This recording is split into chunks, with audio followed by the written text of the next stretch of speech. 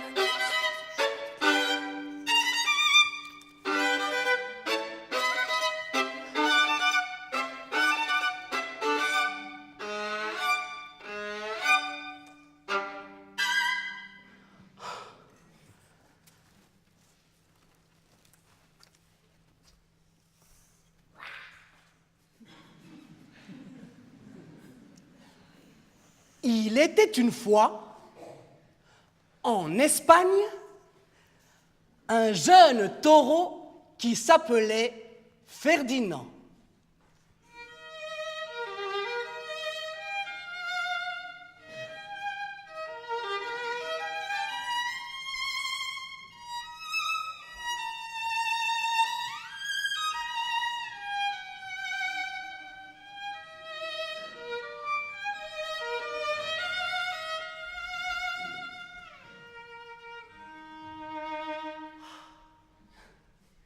C'est beau.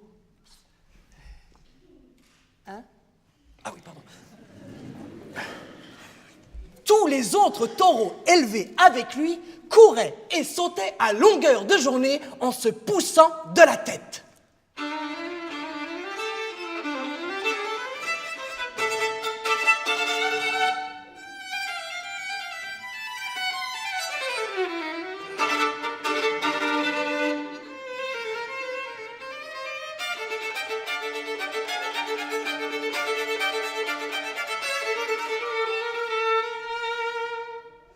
Mais pas Ferdinand.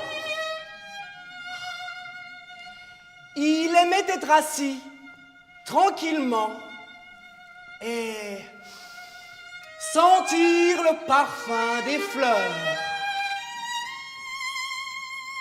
Au pâturage, il avait une place favorite, sous un chêne liège. À l'ombre de cet arbre, il aimait passer la journée, entouré du parfum des fleurs.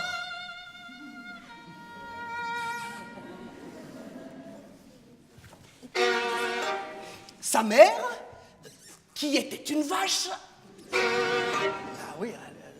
se faisait quelquefois du souci pour lui. Elle craignait que la solitude lui pèse. Pourquoi ne cours-tu pas avec les autres jeunes taureaux? Pourquoi ne joues-tu pas? Pourquoi ne te bagarres-tu pas comme eux? Demandait-elle.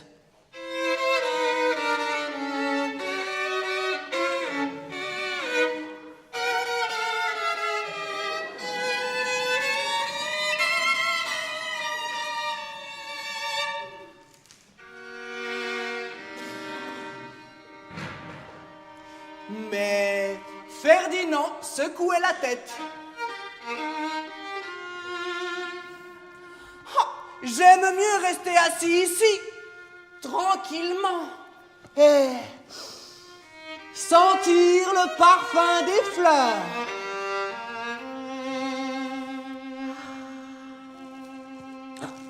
Sa mère voyait bien qu'il ne s'ennuyait pas seul, et comme elle était une mère compréhensive, bien qu'elle ne soit qu'une vache, elle le laissait tranquille.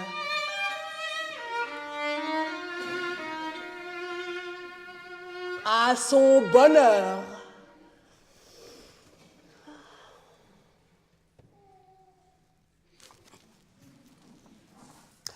Les années passèrent et Ferdinand grandissait. Et devint très grand et très fort. Tous les autres taureaux qui avaient grandi avec lui au même pâturage se bagarraient toute la journée. Ils s'affrontaient corne contre corne. Ce qu'ils espéraient par-dessus tout, c'était de participer au combat de taureaux à Madrid.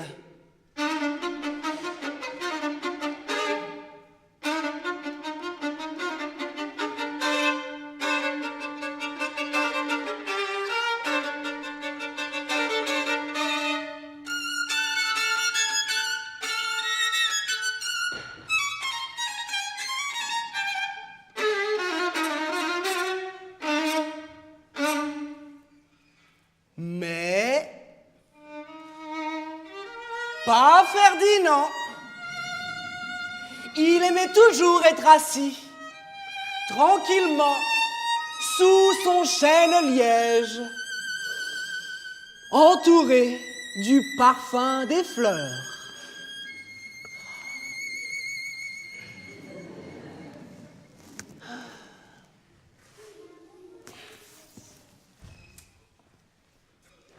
Un jour, arrivèrent 5 hommes coiffés de drôles de chapeaux. Ils venaient choisir pour les corridas de Madrid le plus grand, le plus rapide et le plus sauvage des taureaux.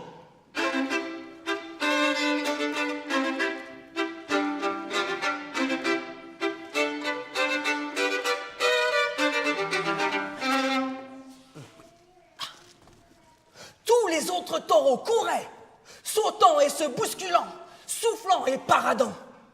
Chacun pensait que les hommes allaient le choisir parce qu'il était le plus fort et le plus sauvage.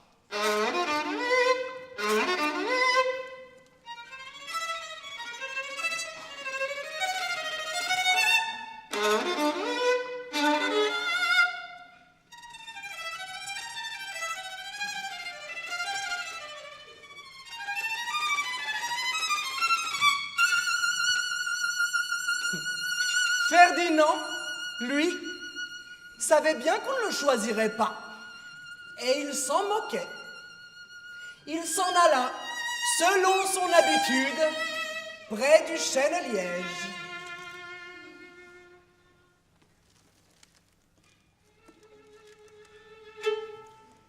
Croyant s'asseoir dans l'herbe douce et fraîche,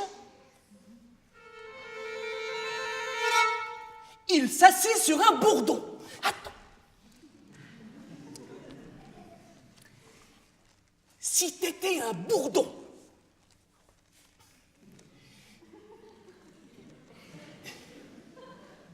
et qu'un taureau s'asseyait sur toi, qu'est-ce que tu ferais? Tu le piquerais. Eh ouais, c'est ce que fit le bourdon. Aïe! Ça fait mal! Comme un possédé, il court dans le pré, souffle des narines, se cabre et martèle le sol de ses sabots. Et c'est ainsi que les hommes le virent et s'enthousiasmèrent.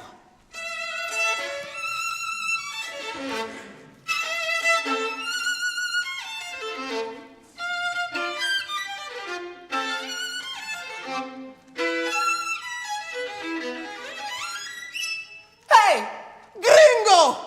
Voilà le plus grand et le plus terrifiant de tous les tauros! Juste ce qu'il nous fallait pour les corridas de Madrid. Alors, on emmena Ferdinand sur un chariot aux arènes.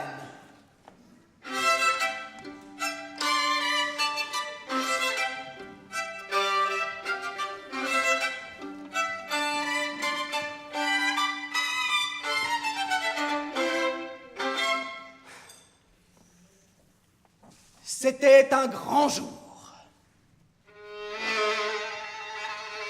Les drapeaux claquaient, des orchestres jouaient, et toutes les belles dames portaient des fleurs dans les cheveux. Dans l'arène, le défilé Comment ça?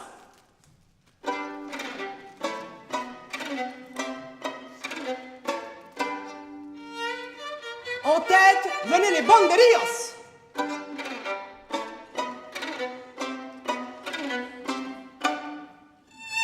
Puis venaient les picadors.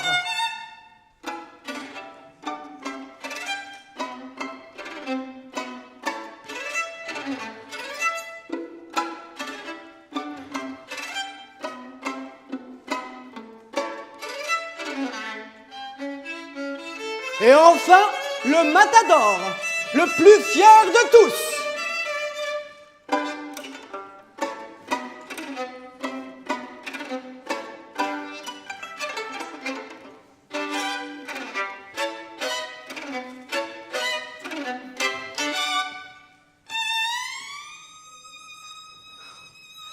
Alors, arriva le taureau. Et sais-tu qui c'était?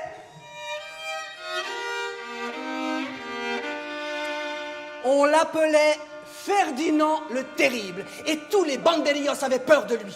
Tous les picadors peur de lui. Et le matador était raide de peur. Lorsque Ferdinand se dirigea vers le milieu de l'arène, le public l'acclama et applaudit.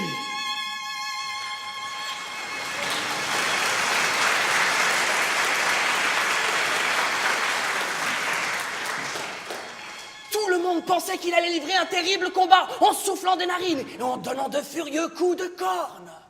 Mais pas Ferdinand. Lorsqu'il fut au milieu de l'arène, il vit les fleurs dans les cheveux de toutes les belles dames.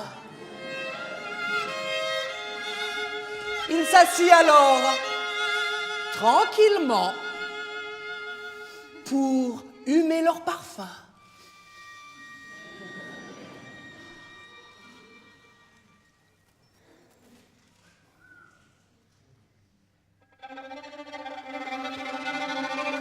Les banderillas étaient furieux.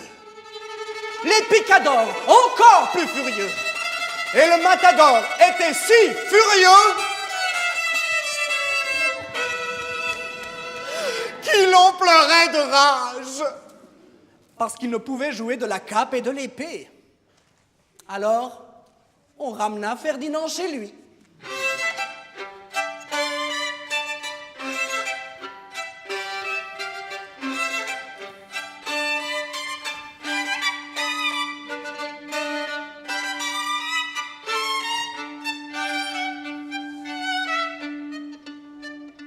Et selon les dernières nouvelles, il est toujours assis, là, sous son chêne-liège, respirant tranquillement le parfum des fleurs. Il est très heureux.